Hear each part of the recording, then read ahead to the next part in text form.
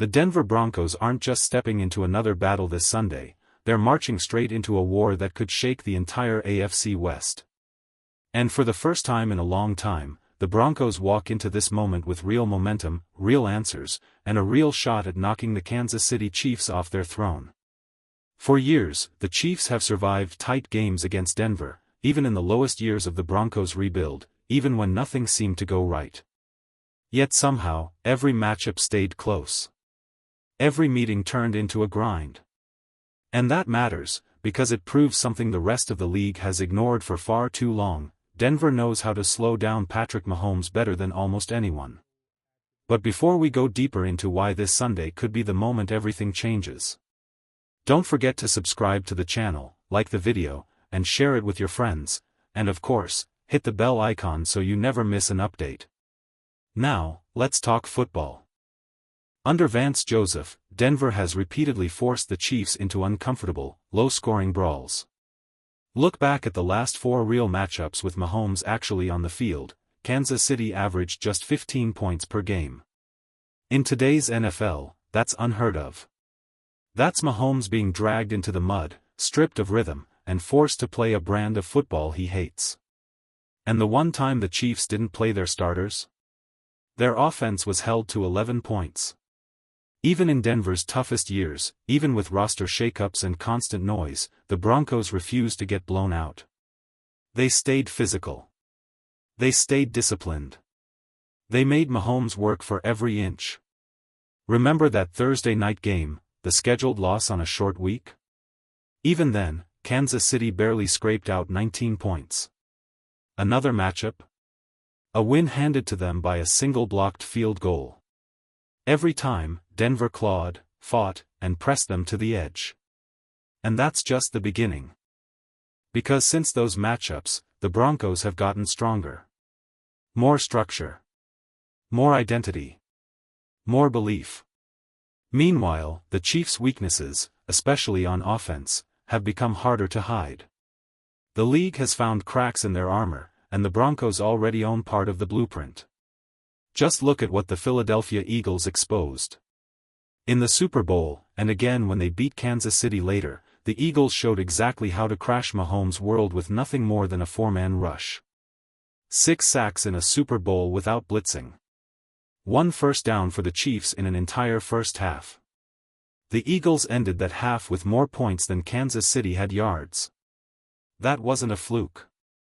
That was a roadmap, one Denver already understands. The last time Denver faced Patrick Mahomes, the Broncos didn't just slow him down, they rattled him. They hit him. They made him uncomfortable in a way few teams ever manage.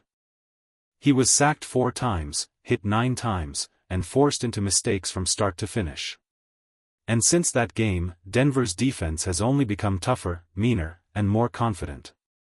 Right now, the Broncos lead the NFL in quick pressure, collapsing pockets in under 2.5 seconds, a nightmare scenario for any quarterback, even Mahomes.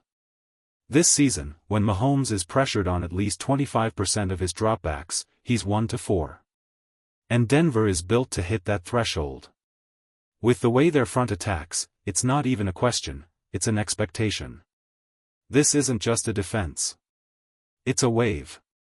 A wave that crashes fast. Denver now boasts one of the most dangerous pass-rushing trios in football, and that's before even mentioning depth pieces like Dondre Timmons, Jonah Ellis, John Franklin Myers, and Malcolm Roach.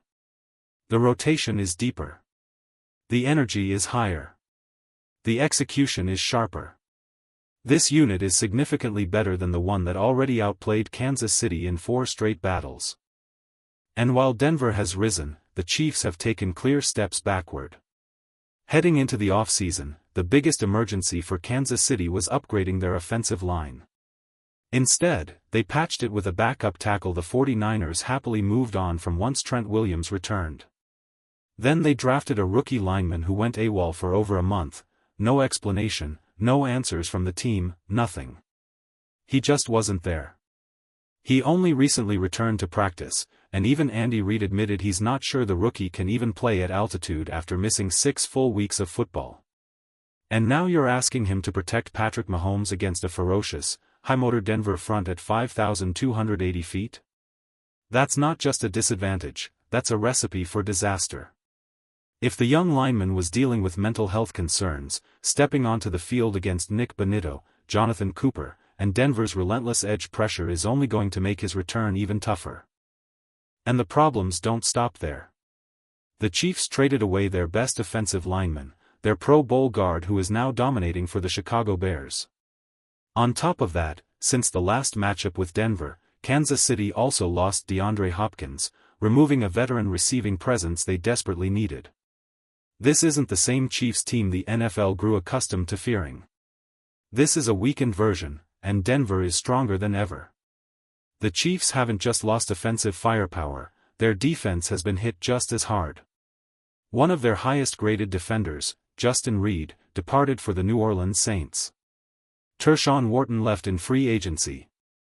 And now the heart of their interior defensive line is a 35-year-old Mike Pennell and an aging Chris Jones, who simply hasn't looked like the same dominant force this season. Even if Jones does find a spark, Denver is built to neutralize him.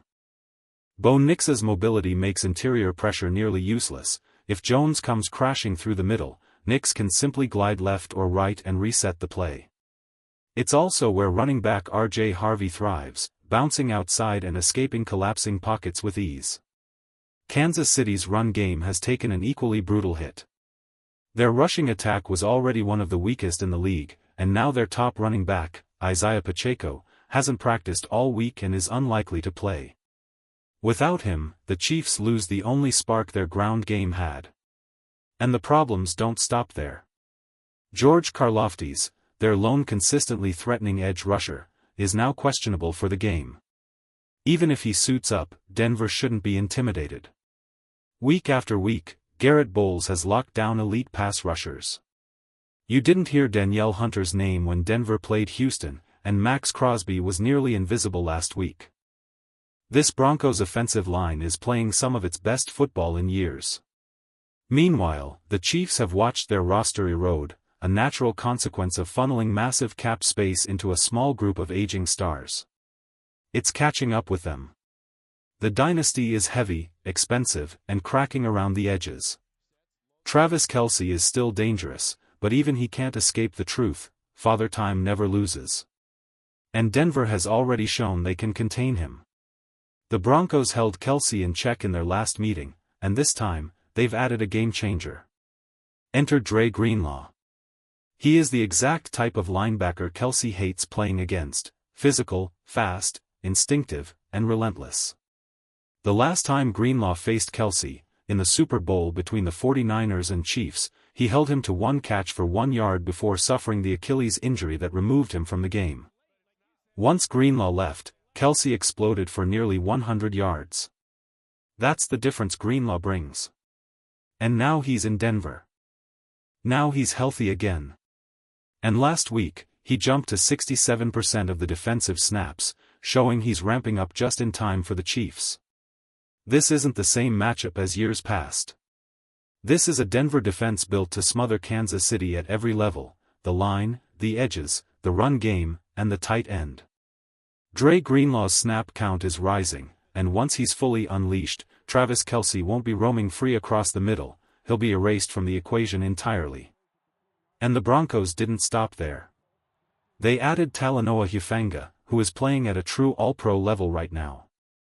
His instincts, range, and physicality have transformed the secondary into one of the most punishing units in football.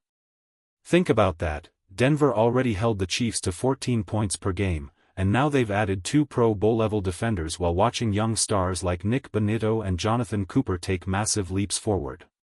This defense isn't just improved, it's reinvented. It's faster, stronger, and more unified than it has been in years. And the upgrades don't stop on defense. On offense, Denver now features one of the most explosive rookies in the league, a touchdown machine with 4 scores already, trailing only Xavier Worthy and Marvin Harrison Jr. among rookie playmakers. The Broncos have added pure speed, real separation ability, and dynamic scoring threats that simply didn't exist the last time these teams met. Bo Nix isn't a rookie anymore either. He's playing with confidence, command, and poise. Troy Franklin has already surpassed his production from last year, and Evan Engram has outgained the entire tight end room from 2023, by himself. This is a Denver offense with identity and rhythm, not the inconsistent unit Kansas City saw before. So yes, the Chiefs have gotten worse. And the Broncos? They've gotten better in nearly every category. And even though comparing opponents isn't a perfect science, it tells a story worth paying attention to, especially until Sunday settles everything. Both teams played the Chargers. The Broncos played them tougher. Denver went on the road, in a stadium that pretends to be a home field for Los Angeles, and kept the Chargers to fewer points than Kansas City did. The Chiefs played them on a neutral field in Brazil, with both teams traveling equal distance. Denver still looked like the stronger, more disciplined team. Both teams played the Eagles.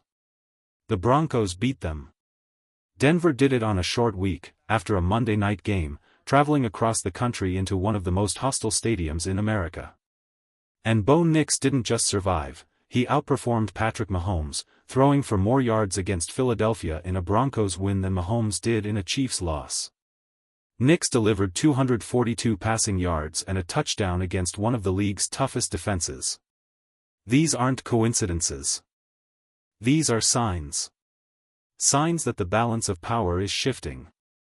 Bo Nix's performance against Philadelphia becomes even more impressive when you compare it directly with Patrick Mahomes. Against that same Eagles defense, Mahomes threw for just 187 yards, with one touchdown and an interception. Denver won their matchup on the road. Kansas City lost theirs at home. Same opponent, completely different outcomes. And the pattern continues. Kansas City went on the road and fell to a Jaguars team that just lost to a Houston squad led by Davis Mills. The Jaguars aren't an elite team, and yet they handled the Chiefs.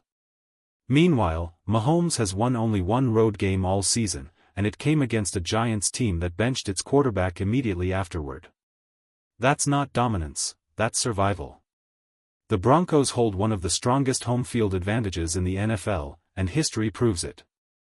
Denver is riding a 10-game home winning streak, and yet somehow they enter this matchup as underdogs. This is the first time in league history a team with a streak like this has been doubted, and that alone should tell you how underrated the Broncos still are in the national conversation. And that 7-game Broncos win streak? It's no accident. It's no fluke. It's no easy schedule. John Franklin Myers said it best, there are no easy wins in the NFL. Denver proved that by dropping 44 points on the Dallas Cowboys, the top offense in the league at the time. They also took down the Houston Texans, one of the NFL's best defenses, in a gritty, physical battle. This Broncos team has earned every bit of respect they're now getting. They've shown they can win shootouts, win defensive wars, and win on the biggest stages. But the biggest hurdle hasn't been talent, it's been history. For years, the Chiefs have held a psychological edge over Denver. Not because they were unbeatable, but because the Broncos had been stuck reliving past losses. It's like finally being old enough and strong enough to beat your dad in a one-on-one game, but still holding on to the memory of all those years he crushed you. The ability is there, but mentally, you hesitate. But once you beat him that first time, everything changes. The spell breaks. That's what this game represents for Denver. Kansas City has grown older, slower, more reliant on yesterday's stars. The Broncos have grown younger, faster, hungrier. They've improved everywhere the Chiefs have regressed. They've won on the road where Kansas City has fallen at home. They've beaten opponents Kansas City couldn't handle. The momentum is real. The belief is real. And the opportunity is right in front of them. This Sunday, the Denver Broncos aren't just playing for another win. They're playing to end an era, to reclaim the AFC West, and to prove to the entire league that the future now runs through Denver. Broncos country, this is the moment we've been waiting for. This is the moment everything changes. The dynasty ends here. And a new one begins.